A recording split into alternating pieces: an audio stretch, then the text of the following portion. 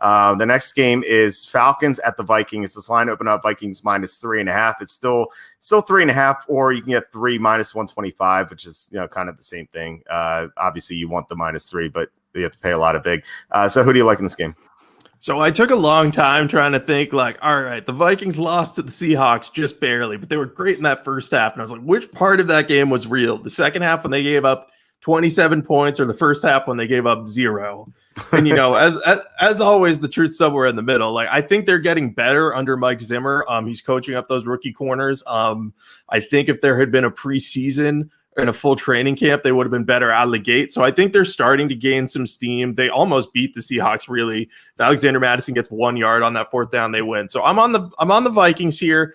I think that I'll probably go 1 to 2 units. The Falcons, they're getting a new head coach this week, Raheem Morris, but it's been a decade since he's coached. He's kind of going to get a trial period in Atlanta. I think Arthur Blank said that he's going to be involved in the coaching search, but he has 11 games to prove himself. So he's going to want to prove himself, but I don't know how the Falcons will respond to this. We saw the Texans respond very well to Bill O'Brien getting fired, which I should have predicted. I missed that by a mile. But I don't know if they'll react the same way to Dan Quinn, just because he's been there for so long and did get them to a Super Bowl. So, he had some success, but it was just time to move on.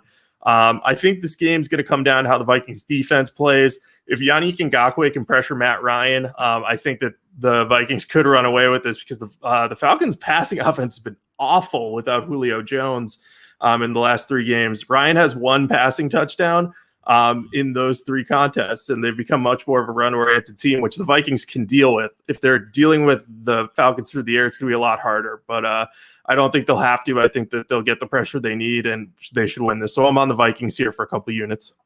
Yeah, the Falcons are averaging 7.1 points fewer per game without Julio Jones. It's a pretty big difference, especially considering that 3 of their losses have been by 7 points or fewer. So, obviously he played in one of those 3 losses, but the other 2, if he played, you're like, okay, maybe they win those games, and they're 2-3 right now. Especially if they recover the onside kick, they could be 3-2, and then Dan Quinn wouldn't have been fired. I think this is a completely different situation than the Houston firing, because no one liked Bill O'Brien in the locker room. Like, no one. Like, everyone was happy that he got fired. Everyone loves Romeo Cornell. They wanted to win for him. They were excited that they didn't have to play for O'Brien anymore. It was just great for them. And it's the opposite for the Falcons. Like, Dan Quinn was a player's coach. They all fought hard for him last year. They wanted to save his job, and they did it.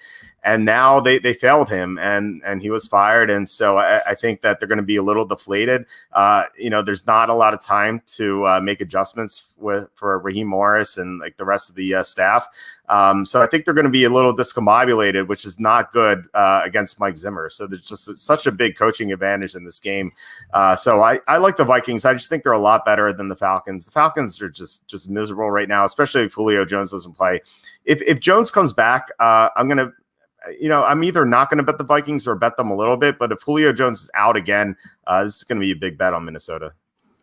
Yeah, I totally agree. And I think if Atlanta's smart, I don't know if they have a bye next week. I can't keep track with all the schedule changes, but I would think they would hold Julio out, because I think they were scheduled to have a bye next week. But again, I'm not sure. I might be misremembering that. So anyway, Vikings are the right side here without a doubt. Yeah, I don't know any of the buys either. So I'll take your word for it that there might be a buy for them in the near future. We'll see.